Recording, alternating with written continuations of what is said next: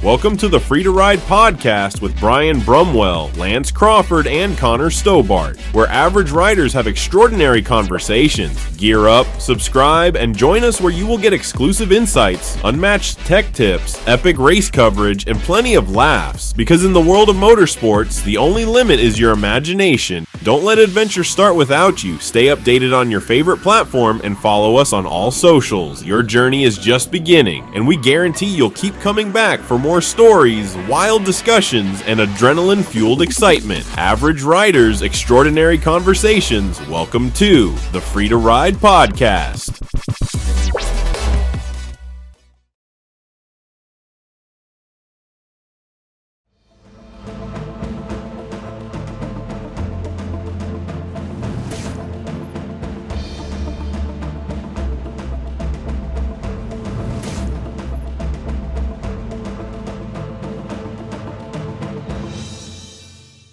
Ladies and gentlemen, snow fiends and speed demons, this is Backyard Snow Drags presented by the Brap News Network. I'm your host, Chet Throttlebody, and today we have a matchup for the ages. In the right lane, emerging from the frozen peaks of the Himalayas, a creature so cold his breath could freeze a fuel line. The Yeti, standing 8 feet tall and riding a sled built for pure domination, this snow-covered beast is here to prove that nothing, man, machine, or myth, can outrun the abominable. And in the left lane, rumbling in from the deepest, darkest forests of the Pacific Northwest, the legend, the monster, the unstoppable force, the Sasquatch. With hands big enough to clutch a carburetor and a throttle grip that could crush steel, this fur-covered freight train is ready to leave his mark on the snow. 2 legendary creatures, 2 high-powered sleds, 500 feet of fury. Only one can claim the title of Backyard Snow Drags champion. It's time to settle the score. All right, folks, before we hit the throttle, let's take a look at the stats on these 2 titans of the tundra. Up first, Sasquatch, riding in 1986 Arctic Cat Jag 440. Bone stock, because when you got feet that big, you don't need upgrades. But don't let the vintage ride fool you. This beast has extended his track for extra grip, meaning he's ready to dig in and launch like a hairy missile. And in the off-season, he's been weight training with grizzly bears. That's right, while the rest of us were hitting the gym, Bigfoot was out bench pressing logs and wrestling wildlife. This guy is built. And let's not forget Yeti, rolling in on a 1993 Arctic Cat Jag 440. Also stock, but this guy doesn't need mods when he's the self-proclaimed king of the mountain. He's got the high-altitude lungs, the deep freeze durability, and, according to sources, recently started a keto diet. That's right, folks, lean, mean, and fueled by frozen venison. Oh, and let's not forget, he started doing ice baths before it was cool. While the rest of us were just figuring out cold plunges, this guy was marinating in glacier water like a frozen fillet. Both of these legends are prepped, primed, and ready to rip. The question is, who's got what it takes to claim the crown? Let's find out.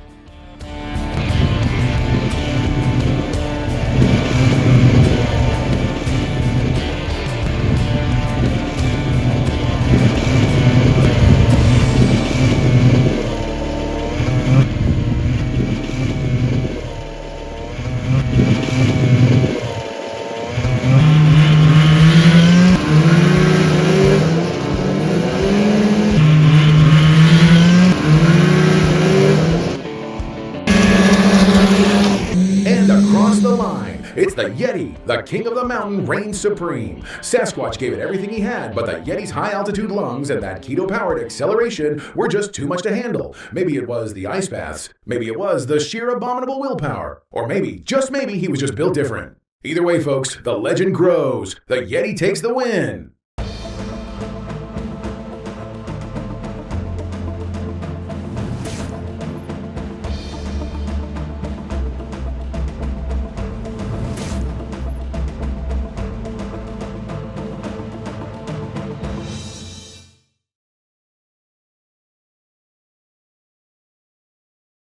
We're starting.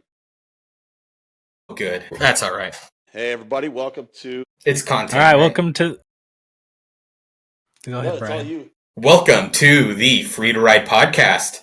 Welcome I am to the one Free of to your Ride hosts. podcast. I'm your I'm other the other one, host. so welcome to the Free to Ride podcast, guys. Thanks for joining us. Welcome. Just three hosts. We're not going to say names or anything. You know what? They might as well figure it out. You know. I'm This Connor. is 7 I episodes have in. changed. I'm Connor. No, I'm Connor. Don't be stealing my I've identity. changed that I know you bottom wanna be line me, so many but- times to where it just says Brian, and it keeps going back. Stupid thing. Luckily, it doesn't show up in the end video, so I don't gotta worry Yeah. about it. Cool. Well, welcome to episode 8, guys. It's getting easier. What do you think? So A lot easier. I like it. we just wrapped up the SETI and Sasquatch. The Yeti and Sasquatch race. So we got that edit. You should see that here in the beginning of the video. That was a fun one. I don't think Sasquatch did a chance. I think it was rigged, but that's Hey, don't okay. give it away yet, Bill. Definitely was. Yeah.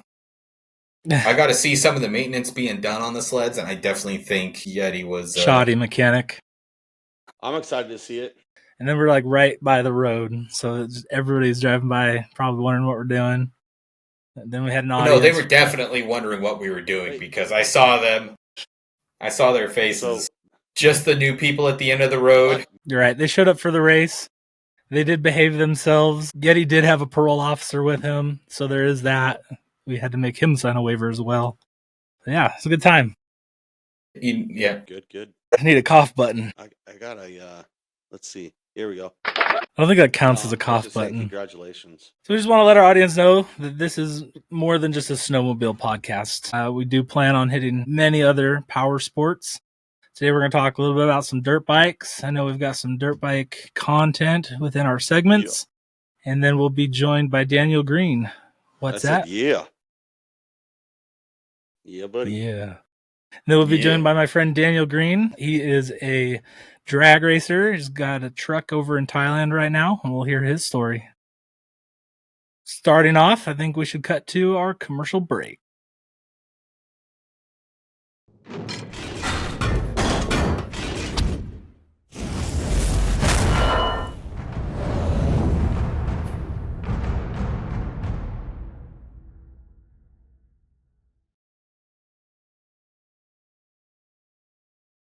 Cool. So in the world of dirt bikes, what's going on, Brian? Heard there's some drama. Well, there's always drama when it concerns the Deegan. It's a simple way to put it. What's it? Yeah, I saw it's a racer. It's his last name. Yes. So for Supercross, for those that don't know, you got the Deegan family. You got it started out with Brian Deegan. He was, as a younger, he's upcoming Supercross motocross racer.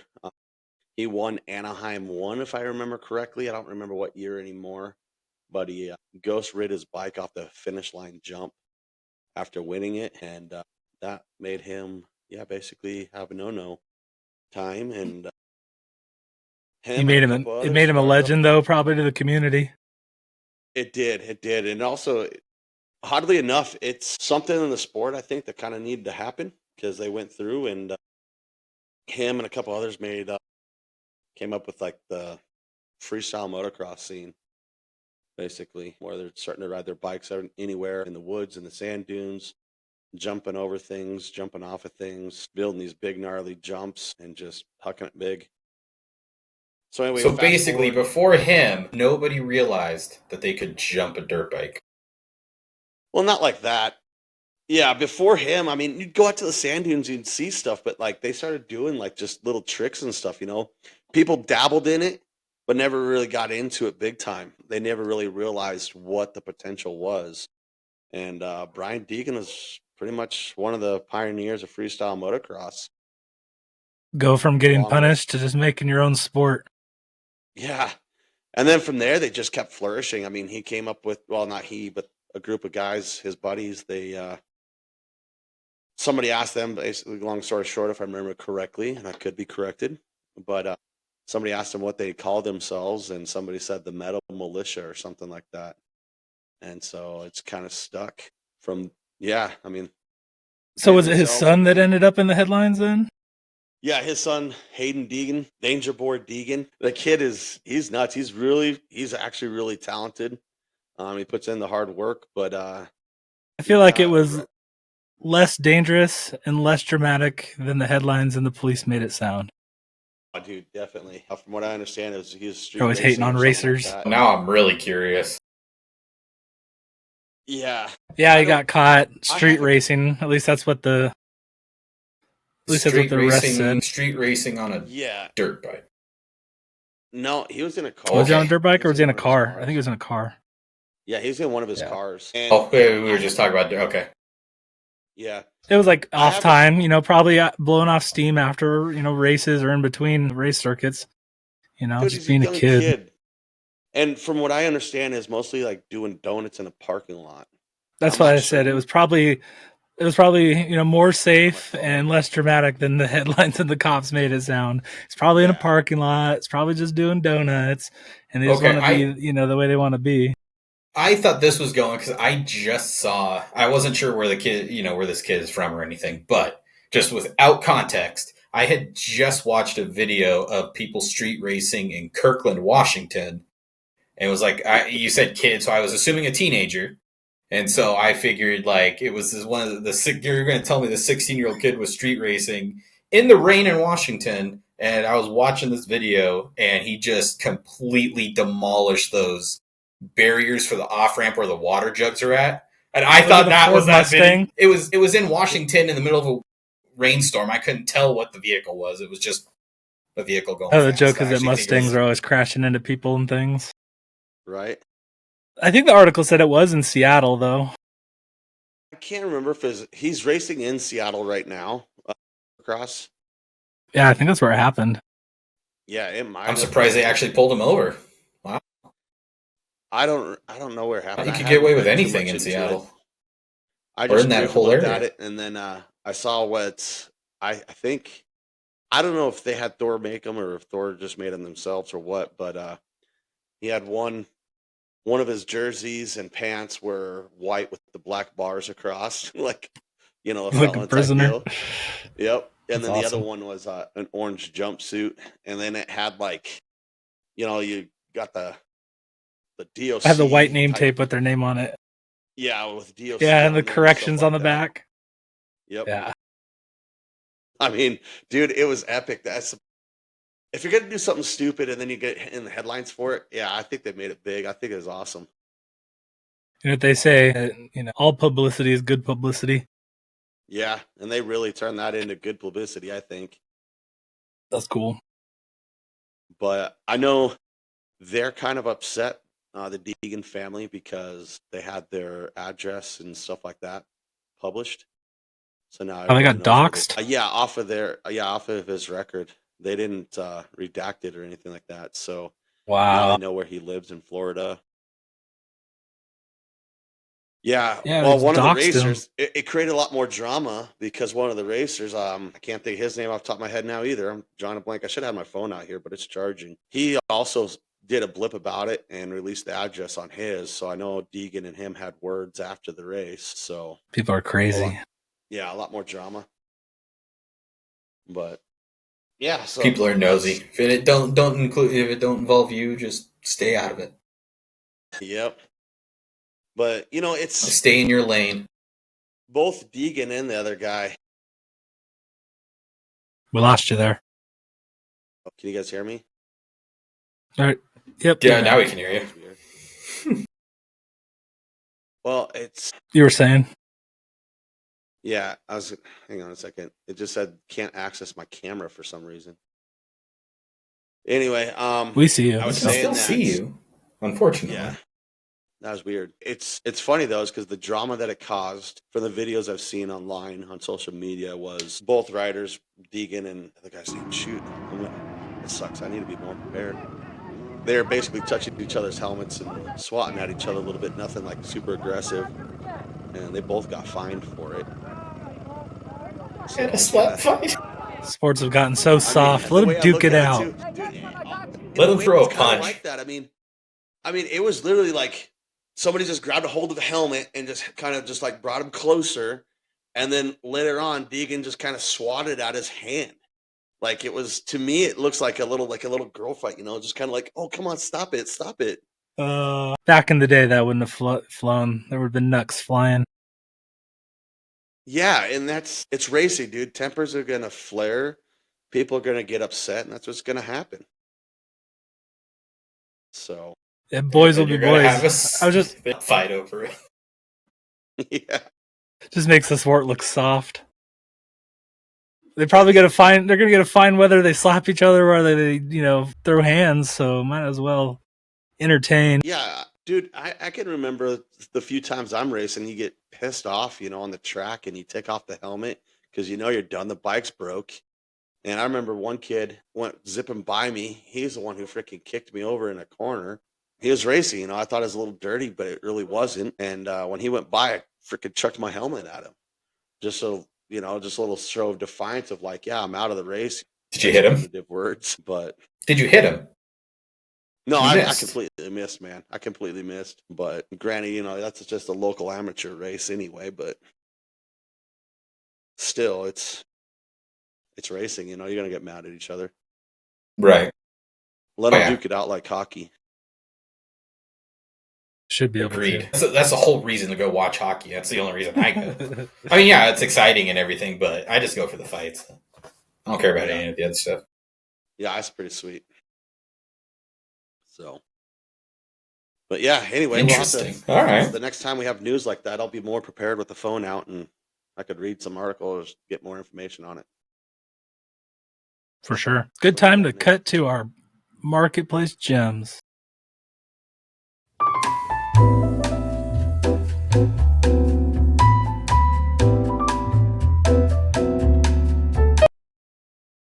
Alrighty, welcome to our Marketplace Gems. For episode 8, I have selected a few good ones that I think. I added up an extra one just because I couldn't pass it up. So without further ado, let's take a look at the first one. Dude, I swear. All Arctic cats are the same. Like, look at that condition. Goodness. Hey, They just all come like so that. Pre-faded, seat torn out. 1987, would that be classified as a cougar or not? It's not quite. Uh, It's It's approaching, not quite. but unfortunately definitely- nowadays all the... Old. I know, but if you think about definitely it, could be a cougar, depending. The unfortunate part Definitely. is we're now the age of the we're getting to the age of the cougars. Oh, We are the boy. cougars. I'm there. Now they're just people I'm our there. age. Yeah, I'm there. It looks like it's running. I see Yeah, it just smoke. looks like It's either a fire or it's running. maybe 50 both. odds. So the big thing with this one is crap. I should have had my phone out so I could read It the was article rode hard and put because away wet. That's what the big thing is. I didn't want to. That paint's so rough, you'll never know if it's wet. No, you will. You will. If you get it wet on that hood, it'll look shiny. You're right. I think I had it backwards there. Ultimate traction if you flip it over because the hood's so rough. There we go. So let's see. This one is. It does not run. I know it looks like it's running, but he said he pulled it That's out. false advertisement. It had been sitting, and he took it out on the trail, and it blew up. No. So So the it's a sled non-runner. is a non-runner. Okay. Let's That's a hear your $250 guys' right now. estimates. 250. I'm going to say he's asking 100, 150. I'd only give him 50, but I bet he wants 150. I wouldn't even do He that. is wanting $250 for it. Congratulations on that win, Brian. And $50. I feel this is my week. Ryan with a $50. point. I feel this is my week Okay. of winning. You feeling it? You feeling lucky I'm today? feeling it. It must be this hat. Makes me feel Like smart. $250 for a blown up sled? That's a little ridiculous. I way undersold so many snowmobiles, if that's the case. Dude, I'll never forgive myself. My Polaris Pro 800 with the 174 I had it on Marketplace for like 2 hours before I sold it, and I was like, dude, I way undersold it. That's the worst. Yeah, but Mine's that 70 something Panther we had, and I can't remember if I told the story on the podcast before, but picked it up from a friend for $50. That was a steal. And all the cork float in the fuel tank kind of just fell apart, and that's what plugged up the fuel lines. So it was a super easy fix. It was just a runner. A cheetah print seat. It was awesome. And I was like, man, I'm going to sell it for $150 to move it just because I wanted it to move fast. And it went fast. yeah, And now you just can't find a Panther for that price anymore. no, Right. no, I ours regret it. was And we all wanted to get right. rid of it before the payment was due, so we sold it to Bridger Lambeau. So for his wife. We'll All have to right. have him on And for sometime. number two, Okay. we have one we haven't looked at before. One like so we're away from snowmobiles. And there we go. Got a 3-wheeler. Can you zoom in? Yeah. Give me a second here. It's a 3-wheeler, so it's a death trap. It's a little So we 3-wheeler. have Somehow. A 125. Yep. So it's a child death trap. I am convinced that Dude. all of these will always have a torn seat. They just have to. If they're on Marketplace, 90% of the time they got a torn seat. Guys got to lay off the Taco Bell. You're burning holes in your 3-wheeler seats.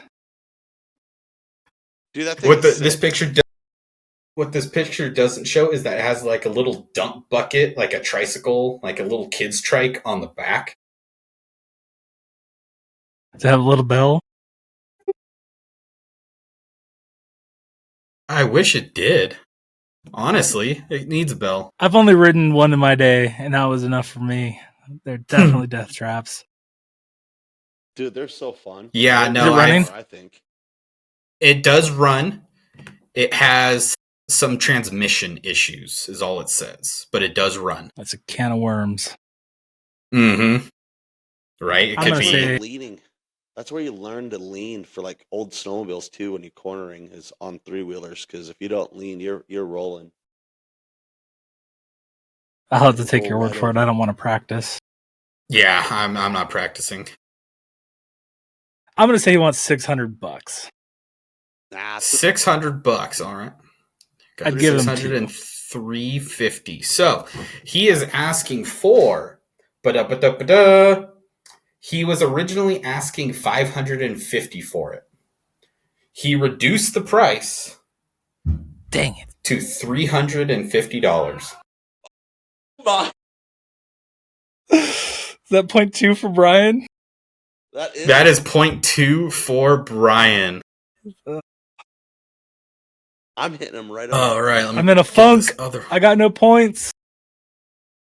And now we have this gem. Was it a VMAX? It's a Yamaha VMAX 600. Original pink color. Ooh, Original pink color and original torn seat. And cracked windshield. And cracked windshield. Hey, at least it has a windshield. Do the deposit no bottles on the skis. back come with it? I want to know. those are worth as much as the sled. It kind of looks like they're sitting on the sled. We They should are in the message her and be tunnel. like, They dude, are do we sitting get the on the water sled. bottles? Do we get the water bottles with it and the Tupperware, or not It Tupperware? doesn't but even the- have skis, man. I think they're buried in dirt. I think they're buried in That's dirt. just If you like- look, you could on the back of that one, you could kind of see the metal. But these ones are always, these are some weird sleds. Those how the I like the skis look of and- the VMAX. I It say, was unique. I just think they look goofy. I say. they're Well, you selling look their good. Second We stuff. try. keep you around. That's Do you have any true. more info? One second. Do we have- I'm trying to pull it up because I accidentally edited the photo and like I did last I week. can't. Yeah. I didn't think I did, but I thought I had them So saved and paid attention. So we have no Okay. extra details on this? I'm trying to see if I could find. I found the post again. Let me. Do you So, remember if it ran? It ran when parked a few years ago, and he wants it gone. It has no title. Okay. I got my price already. I'm ready. All right. I'm saying Lance, how about you? 500? Crap. I'm saying $100. $100. All right. So he is asking for 300. Dang it. Dang. That's like right in the middle between the two. Yeah. Hey, rock, paper, I'd scissors. call for that it. a You gotta rock, paper, scratch. scissors for that win. Yeah, I mean, Lance, I think there's that's a one tie. more. You have a chance. You do have a chance if you rock, paper, scissors for that. No, I'll let it go as a tie. You're going to let it go as a tie. All right. So we're 3-1 Me. right now. See. 2-1. Two. Trying to sneak an extra point in there. Oh, yeah. Well, It's still 2-0 with a 1 point in the. That's what I meant. we 2-0. can do that. That's fair. 2-0. Yeah. Did I say 3-2-1? 2-0. Whatever. Okay. There's no coming back because there's only 1 point left. Could be. And so this one, let me. I gotta get better at this whole photo thing. Told you it's not easy to share on this platform. No, it is not. And it's like I thought I edited all the videos or all the pictures again. So you can pre-upload video and keep them in your media tab, but you can't pre-upload photos. Right. I tried that. I edited all the photos thinking I could upload there, and then it was like video files. It was like, come on. Mm-hmm. All right, so I got that one. So here is the next one. This is a custom build.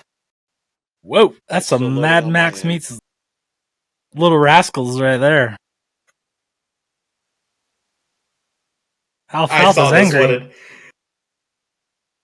I saw this one and had to include it. Holy crap. I bet it totally runs. Man. They see me rolling. They hating. Is that? Like, Put a bigger wheel on the front. I feel like this is another one of those ones from like last week with the Temu special dirt bike. But at least this had some ingenuity behind it. Definitely burning your legs on that pipe. Yeah. I'm trying to figure out why the seat is so far back. It's Look at the just in, like, footrests. this must be available in Vietnam. All of looks like these were something from could come out of there. Washington. I'm speechless. All right. Does it run, Connor? Let's see. Yes, it does. Or he doesn't ride it anymore. It just needs a throttle cable. You have to go wide open. And a bigger front wheel. Make it a big wheel. And you know I'm gonna what? say We're just- $300. Throwing it out there. $300. I say $300 for this Chris. custom ride. I say he's Yeah. asking And we got $500 for it.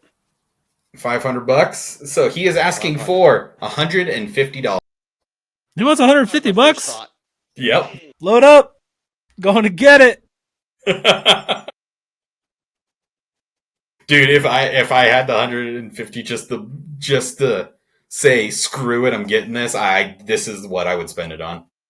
I'd roll into work on it.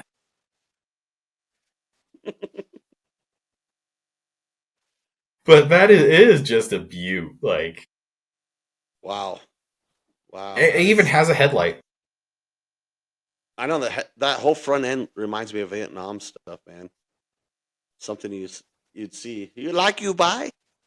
Well, congratulations, Brian, on your victory on Marketplace Gems.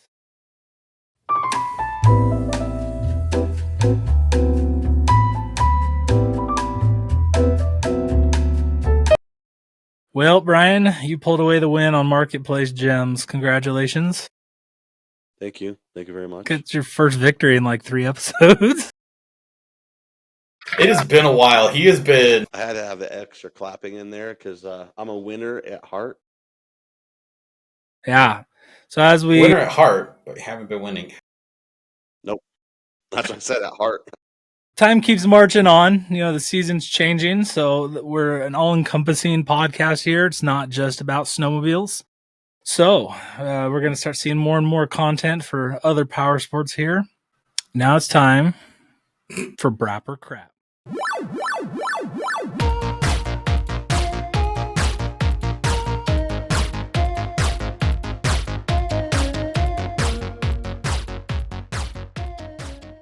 You continue going on with some races. All right, gentlemen, welcome to our latest.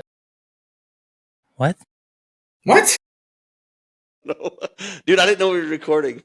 All right, welcome to our latest addition to the Free to Ride podcast segment called Brap or Crap.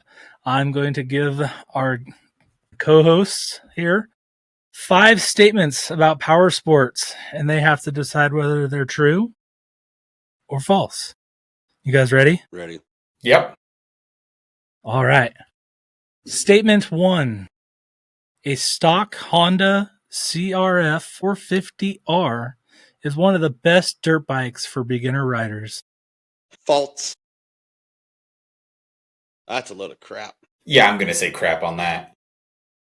That was a lot of info. It's going to get worse. All right, you're both right. That is crap. While the CRF 450R is an amazing bike, it's a high-performance machine better suited for experienced riders, not beginners. Yep. All right. Sounded 1-1. too experiencing. I figured Brian would get it. Connor, he's going to go with Brian's answer here. Tie it up again. At least he won't win. We need a victory. All right. Statement number 2. The KTM 500 EXC-F is known for its great off-road handling and versatility in both tight trails and open desert terrain. I'll say brap. That is true. The KTM 500 is a renowned off-road bike, praised for its combination of power and handling in various terrain. Now he's just copying me. 2-2. Now we're going to make it interesting. Electric dirt bikes, like the Zero FX, can provide an almost identical riding experience to gas-powered bikes, with the added benefit of being almost maintenance-free. No, it's brap. So Brian's saying true, and Connor's saying false. The correct answer for the tiebreaker is crap. While the electric... the whole building just shook. The answer is crap. While electric dirt bikes like the Zero FX offer great performance and quiet rides, they still have limitations such as range and power compared to traditional gas-powered bikes. Yes, but the way That was a toss. the way the answer or the way the question was worded, I started going, you know what? Now he's blaming the question. It honestly, Said can provide almost identical riding experience. Well, if it can't go as far, yeah, and I didn't even and it think doesn't quite about have the that. I power. didn't think about that. Because here's the thing too, is when you start looking at the electric dirt bikes, they've been around for a while, and my thing with it is more, I look at, I guess you could say, the freestyle aspect of it. And that's where I failed, is because I'm like, man, they could do way more tricks with the electric bike than they're doing with the It's that instant Yeah. torque. yeah. And that's why I mean, yeah, but I'm sure the range is definitely a thing, but I know plenty of people that go hunting with them. Buddy over there, Core Freshies, Jaden, he's out there shed hunting on an electric e-bike, you know? yeah. So, statement number 4. The Can-Am Maverick X3, which is a I was side-by-side, gonna add that. is equipped with engine, making it a top contender for high-speed off-roading. What's wrong, Connor? I'm going to say brap. Can you repeat Why not? that question, please, one more time? Oh, come on. Like, open your ears. The Point Can-Am off. Maverick X3 is equipped with a 3-cylinder turbocharged engine, making it a top contender for high-speed That's a off-roading. Did you say equipped? Brian, you're saying Yeah, true? Yeah, it's a brap. All right. Both answered true. That is correct. The Maverick X3's 3-cylinder turbocharged engine delivers incredible power and performance, making it one of the top machines in the high-speed off-roading category. Have you guys seen the front spindles on that Maverick? They're freaking wild. Yeah. Man. Even just the shocks alone. Yeah. They're pretty wild But too. those spindles, the way they're shaped in like freaking like almost a C-clamp type deal, is just wild. They look like they'll break on the first All right. sign of a hard bump. We're at 4 Connor, 3 Brian. See if Brian can tie it up here on our 5th statement. This is kind of a gimme, so probably not going to tie it up for Brian. Wheeled ATV models are superior to tracked ATVs when it comes to deep snow riding. And that is crap. Why'd you copy me, Tracked Connor? ATVs are far better in deep snow due to the increased surface area and flotation they provide. We're walking away with 5 correct answers from Connor, 4 from Brian, and that is a wrap for Proper Crap.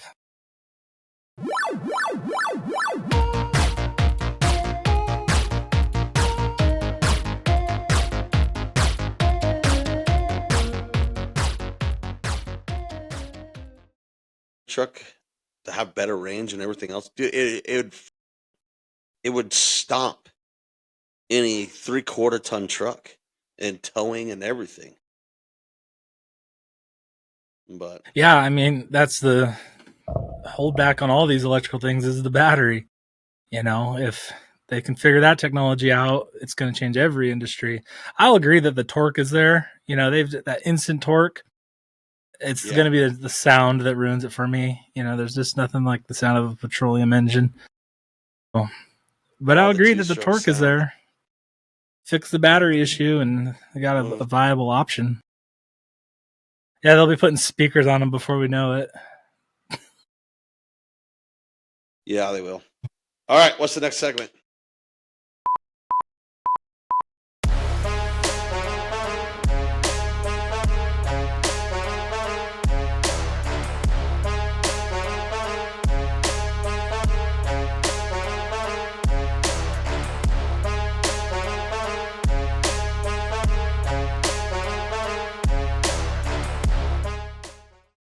All right.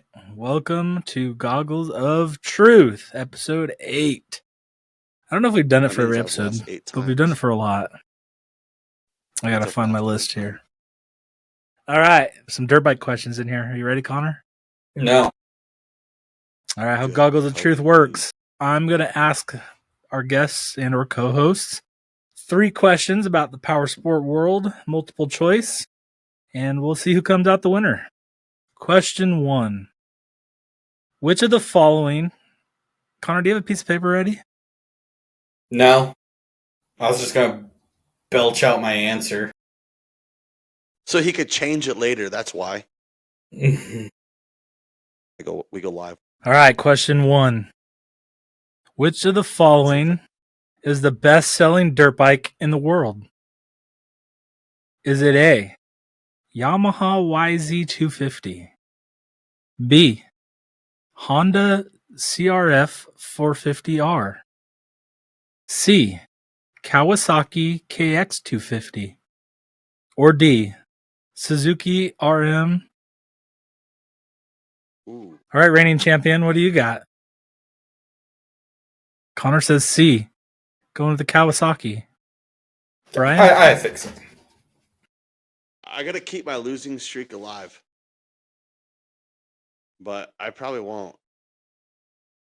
Hey, all right. The correct answer is B, the Honda CRF.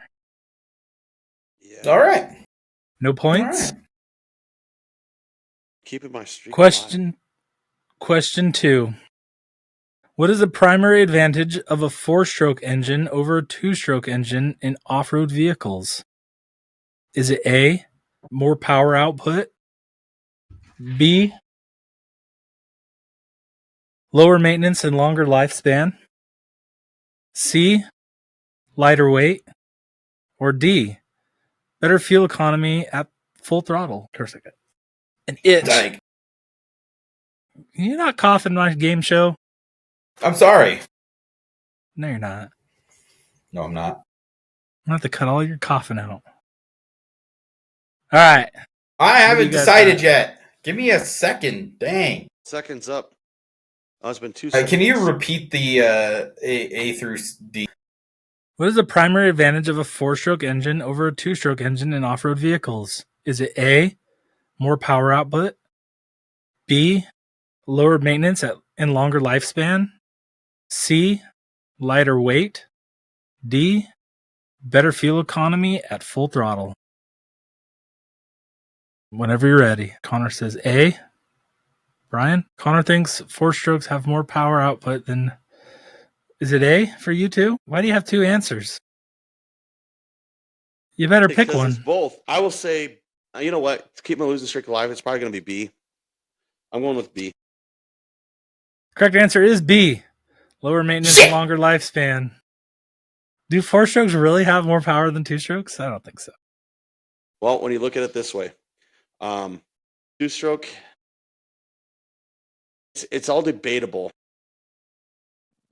I think the answer from this came from the way Supercross has done and motocross has done it is when they developed the 4-stroke dirt bike, it took them to get a 426 was the first one, and then they came up to 450, which equaled the 250 class, and then as a 250 4-stroke equaled the 125 class, and that's how they raced it. So therefore, I think they classified as having more power the 2-strokes when I don't think they do. I'd have to. I feel like the weight, it's got to be a big part in it, right? I don't know. Yeah. Maybe they just mean, displacement. Yeah, it's got more displacement probably. Yeah. So. Yeah, 4-stroke definitely has more displacement on there. I mean, that's why the 250 used to be the 125 Supercross series. And then once 4-strokes came out and they started dominating everything, then it became the 250 series. And then vice versa, it was a 250 series for the 2-strokes, and then the 450s came along and we're racing in with the 250s. All right, 1 point Brian, 0 points Connor. Let's move on to. I'm just letting him win. Are we going to have a tie break? Are we going to have a tie here, or is Brian going to walk away with the win? Question number 3. Which company pioneered the use of snowmobiles for military purposes during World War II? Is it A, Polaris, B, Skidoo, C, Arctic Cat, or D, Bombardier? Words are hard. Tarny, you fall asleep over there? Bombardier. No, I'm thinking. Is it Bombardier or Bombardier? I don't know. Silly French word. I'm wrong, probably. No, I don't want that one. What were the answers again? What were the choices? A, Polaris, B, Skidoo, C, Arctic Cat, and D, Bombardier. What'd you put, Connor?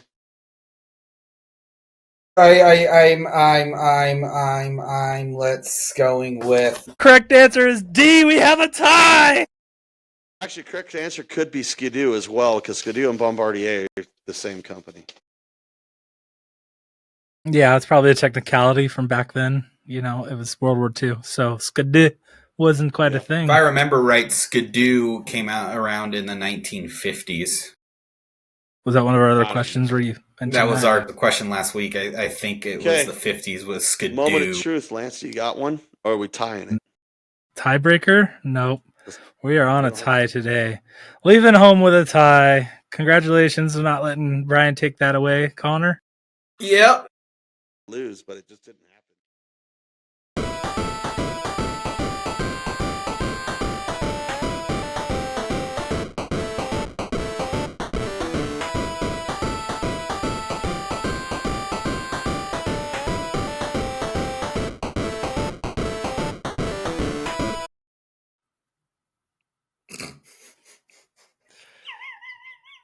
We have a joke here because Brian always introduces his segment really creepily. So go ahead, Brian. Introduce your segment.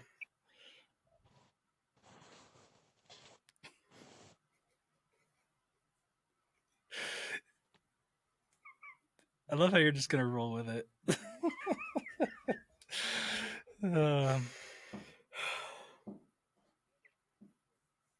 Doing pretty good, man. How are you guys? We're good. Surviving. Yeah. Go ahead, Brian. You can ask the questions. Well, okay. Currently I'm in Bangkok, Thailand. Were you there during that Yeah. earthquake that just happened? Yeah, I was actually in a taxi on my way to the Bangkok International Auto Show, and I didn't feel the earthquake when I was in the car. I just noticed when I was driving down the road or riding in the car down the road, like everybody was standing outside. I was like, "What the heck? Why is there so many people like out on the sidewalk?" And then I got on Facebook and I was like, "Oh shit, there was an earthquake." It's a pretty big earthquake to just kind of be like, huh, why is all these people outside? No, it was. I was just like, "Why is there so many people on the sidewalks? Like this is weird." Because Thai people are afraid of the sun. So like to have people like outside like in the broad daylight is just Wait, you just said they're unheard afraid of. of the sun? Oh yeah, dude. That's Like interesting. I never heard The that. night people. yeah, like they'll do like whatever it takes to cover their like face from the sun. Like if they go to like from inside like a store to their car, like they'll run to the car. They're afraid of the sun. Huh. Interesting. Well, Yeah. like you'll see 20 of them underneath the shade tree just to get out of the sunlight. Did you have to ask crazy. somebody like, "What's everybody doing?" Or did you just pick up on it? Well, when we arrived to the auto show, like there's probably 5,000 people standing outside. I was like, "Oh, this ain't gonna be good." So I went in. Well, I told the taxi driver, I was like, "Hey, I'll pay you $5 to wait 10 minutes to ensure that if they're gonna open the building or not." So I went and talked to a police officer, and I was like, through Google Translate, I was like, "Hey, are they gonna open up the building?" And he's like, "Yeah, more than likely we're not gonna open up the building." So I was like, "Well, shit, I'm gonna get my taxi guy and get the heck out of here." And about 30 minutes into our journey home or journey back to the hotel, they opened up the building. So, anyways, it was a shitty day, but. Well, Daniel, you're new here as a guest for us, so tell our audience just a little bit about you, about what you do, how you got started. Oh, that's where do you start? Well, long story short, I'm into all types of motorsports, but mainly I focus my attention on drag racing and road racing. So that's what I've been doing for the last probably 7 years of my life. Okay. 7 years ago, I was living in Tacoma, Washington, and it was extremely depressing because it rains all the time there. And I said, "The heck with this crap! I am packing my stuff and I am leaving." Yeah. I literally sold everything I owned and put it into a race car trailer, and bought a race truck and traveled the United States for 3.5 years, drag racing pretty much every weekend. So That's awesome. that started the whole journey, and now I've gone a little bit crazy and went internationally, and I've been in Thailand now for 5 months drag racing. That's crazy. Well, Connor That's cool. and I are from Washington, so we definitely understand the rain about that. We ended up moving over to Idaho. It's not much better on the weather, but so how was your tour once you started driving around the U.S.? What was that like? Well, it was a little bit trying actually, because I sold everything I owned in 2019, in November of 2019, and we all know what happened, early 2020. So, Right. You sell everything you own, and then the whole world shuts down, and you're like, "What the hell did I just do?" Yeah. Like, what did I just do wrong? And so So it was awfully, it was definitely a mental challenge for sure, but we got through it, and I just I've just never met so many awesome people all over the world through motorsports. Not just drag racing, but just motorsports in general. Like it's its own language, really, literally, it's its own language. Yeah, it's any kind of racing is something that you'll always find community in. It seems like no matter if you're doing snowmobiling or dirt bikes or street or drag or anything like that, there's always a family there. Yeah, And then it seems like you always like go, you always cross into other sports, whether it's, street racing can go right into drag racing, can go into drift cars and all that. Just even right, with the presence right. of social media, they cross over. Like we're avid Yeah. snowmobilers, and that's where I met Daniel. I imagine when you started traveling that your social media really started taking off. But I mean, that's where I found you. It's Facebook. Yeah, and that's just it's just wild how it works. Like no matter what it is, as long as it has an engine on it, like I said, it's its own language. Like you guys are snowmobilers and I'm a drag racer, but we still have a common interest in things that have an engine. Yeah, anything with petroleum that goes fast. I'm Right. interested in it. In the words of Ricky Well, Bobby, I want to go fast. yeah, exactly. Right. So you started doing that, traveling around. Where did the interest in the international come from? Well, when you travel the country for 3.5, 4 years, then you pretty much have like seen it all, done it all. I felt I had, I accomplished everything I wanted to, and I was like, what else can I do? And I got it's I got this crazy idea. I was on the internet about 1 o'clock in the morning, and I Googled like what's some wild, stuff that people do in the world. And Yeah. I actually landed myself in India for 30 days. Whoa. Yeah. So I remember seeing I the photos drove. and stuff from that. That was your first big expedition out. That was my first like international adventure. Is I drove a auto rickshaw, basically a three-wheeled Cushman, over 2,700 miles across India. I'll have to get some photos and Yeah, throw them up on the story here. yeah, Wow. for sure. That was wild, and I did it And with a that's complete stranger because I couldn't find a friend that was dumb enough to do it with me. I know what that's like. yeah, most people here in So the US wouldn't even know what one of those are. no, I basically it's a three-wheeled golf cart, and we drove it 2,700 miles. So 2,700 miles is like Jacksonville, Florida to LA.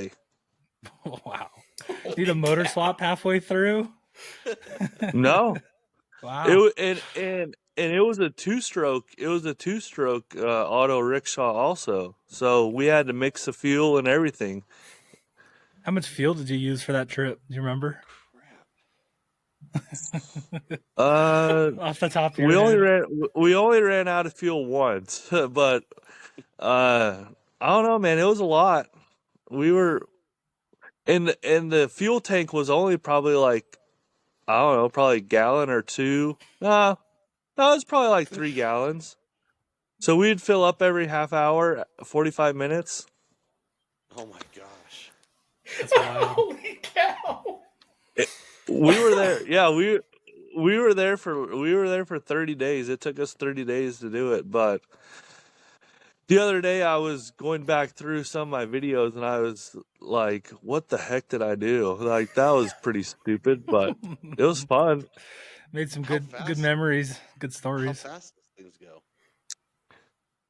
go? Like 40 miles an hour. Oh wow. That's not That was bad. faster than I thought. but still. It's faster than I thought, but Yeah, still, no, that's that 2,700 miles of that at 40 miles an hour. That is a long. That's a long. Yeah. yeah. How long would you guys like race for the day? Like for that 2,700 miles? Like how many did you? How much? What mileage did you cover? We were doing what was our goal? I think our goal was like 250 kilometers a day. I think it was. That's not Yeah, bad. it was like 200. It was like 250 kilometers a day. Did you just take turns driving? No, I actually did most of the driving because the guy I was with, he didn't know how to drive stick shift for one, or manual, I should say. He learned fairly quickly after day 3. I was like, hey, dude, like you're gonna have to start driving a little bit. But his driving ability wasn't as good as mine. I'm not gonna say it was bad, but he was more like the highway driver versus I was more the city driver. Because India is one of the most populated countries in the world. Right. Or it is the most populated country in the world. And so like driving through the cities, it wasn't easy. That was for sure. Now, over there, I know, like, I drove in Mexico City area, and there's, like, they have the rules of the road, but yet they're not there. Is that the way it is over in India? Right. It goes every which way and does everything they want? Yeah, pretty much. And, like, when the light turns green, it's crazy. Like, when the light turned green, everybody starts honking the horn. I'm like, what the heck are you guys honking the horn for? Like, literally, everybody starts honking the horn. Like, why are we honking the horn? Seriously. You'd offend a bunch of people doing that here in the U.S. Dude, it got frustrating a couple of times. I'm just like, why are you honking the horn at me? We can't go anywhere. We're in a gridlock. What are you doing honking the horn? Like, this is It's tradition. idiocy. They just do it to do it. No, they do. Like, that's just the way it is. But what's crazy though is now I'm in Thailand. If you honk the horn in Thailand, you're about to fight the guy. That's a world of difference. Oh, it is. That's like impressive. we're only 8 hours. We're only an 8-hour flight away from India, and I'm telling you, you honk the horn in Thailand, dude, you're gonna fight the guy. That's insane. So you did the India trip, and Yep. that inspired the Thailand adventure then? Yeah, it pretty much was like, we at that time, man, like, and still, it's like the United States is just up in an uproar in many different aspects. It doesn't matter what side of the coin you're looking at it. And so, like, I was like, I gotta get, like, spread my wings and get out of here, and adventure out. So I used the power of social media, and I met a bunch of friends in Thailand, and I was like, they're super welcoming. They're like, yeah, dude, you can come over and hang out. And it turned into, like we mentioned, motorsports is all about, family and community. And it turned out to be, an extended family over here. And I came over here in July, and I met everybody, and I liked it. And I decided to move over here in November, and I've been here ever since. That's awesome. Yeah, I've seen a lot of your posts. So the prices seem a lot different over there. Yeah, and that's honestly one of the reasons why I'm debating on not coming back for a while. I have a 5-year visa here in Thailand, but like when you can go to the restaurant and get the same quality food for 60 to 70% less than the United States, tell me why I'd come back, Right. Your money goes a lot further. my quality of life over here has not changed at all. Like I'm not slumming it by any means. And like I said, my life is 60 to 70% cheaper. It helps it go further. You can race longer and, take your time. You don't have to, run out of funds right away and come back or anything. So tell us about what you're doing over there.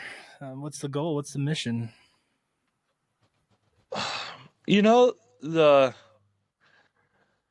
don't really have a goal.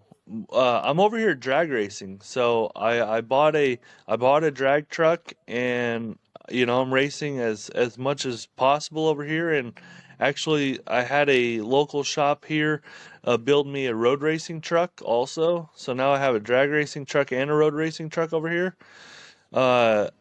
Man, I'm just living life, dude. Like I don't have a goal in mind.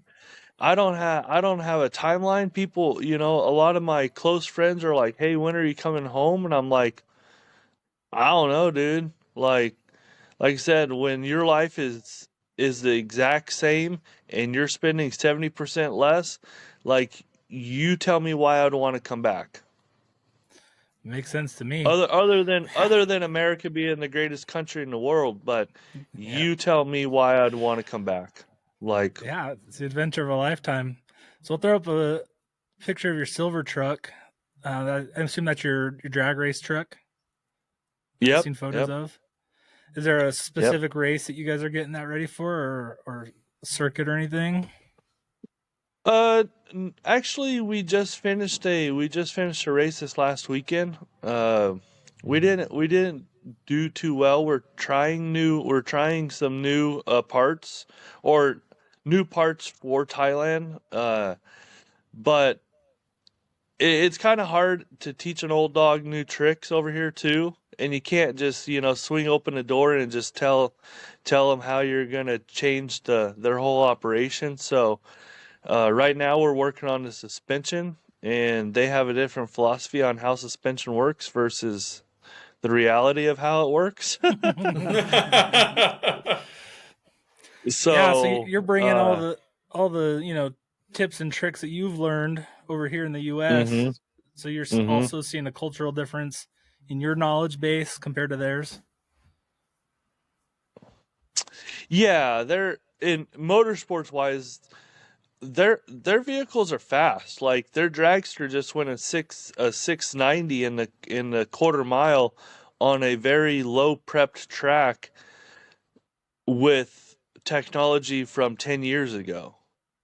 So, and it's a 4-cylinder versus in the US there's 6-cylinder and 8 cylinders. So, what they're using over here is, like I said, like 10 years old, but they're going super fast with it. So I've got to give them credit where it's due. Definitely. I've always said that if Asian Motors can get figured out what the V8s have, and they can get as much horsepower out of each liter that we get out of over here, their vehicles, we won't be able to touch them. The V8s, V6s will be outran nonstop. Oh, for sure.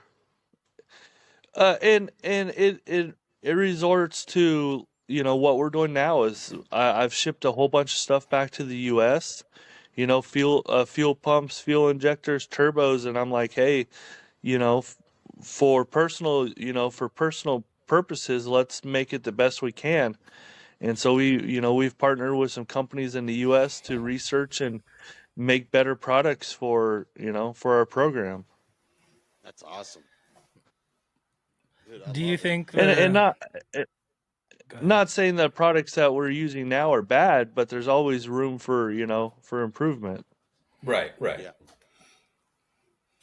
Do you think the knowledge that you have from racing over here gives you an edge?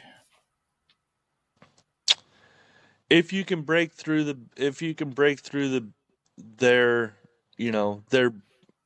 barrier, it definitely do. And fortunately and unfortunately, we have more funding than other teams. So that, that definitely helps because I can afford to buy, better products. But it's a learning curve, It's even if we have the best products from the U.S., we still have to learn how to use them over here, and Yeah. and if we don't see eye to eye with each other on how it should work, we have to build a confidence within each other to trust the process, and that's where I'm struggling right now. Is I'm like, dude, like what you're doing is great, but it's not the greatest. Yeah. Yeah. I can Now, see how that what being kind a of challenge. What's that, We Brian? are we're drag racing Isuzu D-Max 4-cylinder diesel trucks. Okay, That's pretty cool. that's sick. Yeah, so it's like a B8, it's like a Honda engine but diesel powered. Yeah, that's pretty tight. I like that kind of stuff. It's just unique. Seems like every time a car manufacturer makes something in diesel, other countries get it and we don't. Yep. Oh yeah, there's even the Fords over here are a lot different than what we get in the States. Yeah. So how's it ordering parts and gear? I know you had an issue. You were looking for gear, probably dealing with tariffs and stuff like that. How's that been? Pretty much everything when it comes to like motorsports, everything is double price. So what, like like for instance, a Mickey Thompson tire, by the time I get it, costs me $700-800 just for one tire. When in the States I can buy it for $350 and have it the next day. Well, Yeah. it takes 2.5 weeks to get it here. Do you find Oh. is there a lot of times that you just try and find alternatives in country over there? In some things, yes.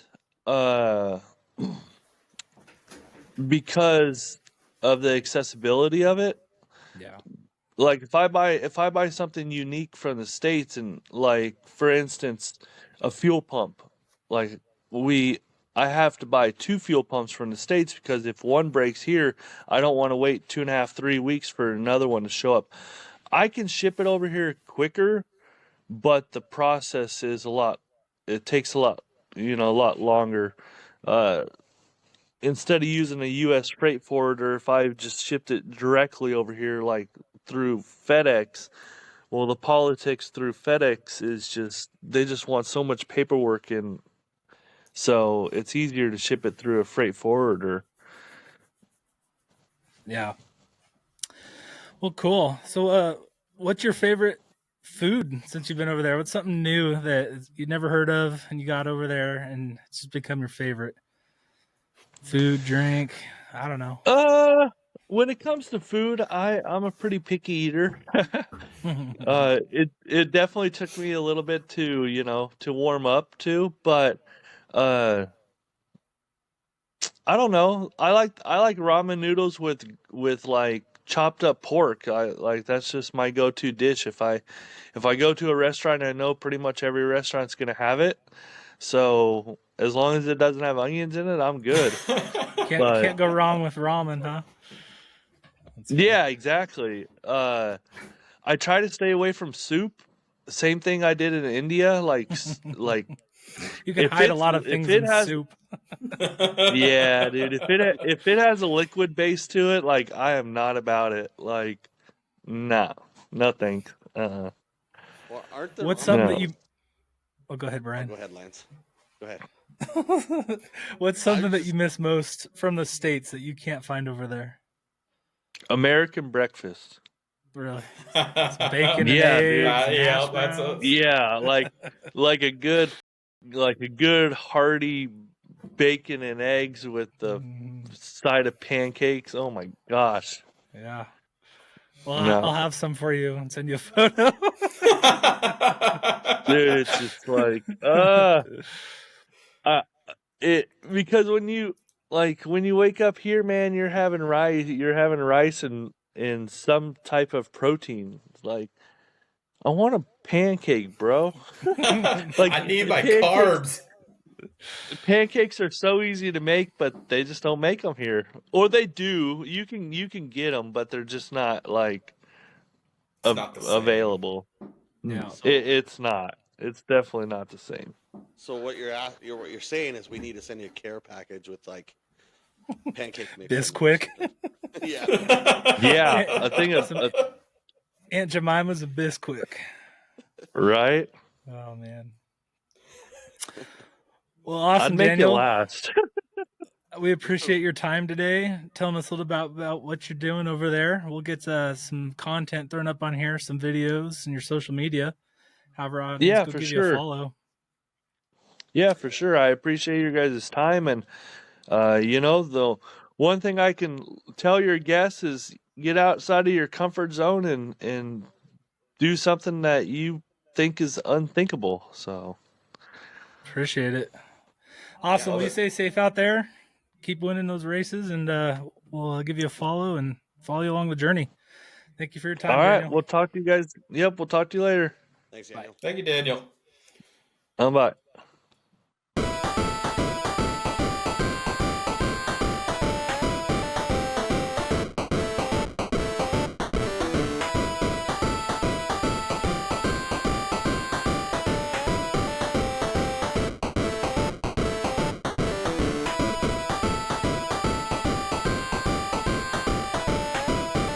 That's a wrap for this episode of the Free to Ride podcast. Want more? Follow us on Facebook, Instagram, and TikTok for extra content and behind-the-scenes action. Catch full episodes and video clips on YouTube and Rumble, and of course, listen to us anytime on Spotify. Got a story, an ugly sled submission, or just want to say hi? Shoot us an email at freetoridepodcast@gmail.com. Thanks for tuning in. Ride safe, stay free to ride, and we'll see you next time.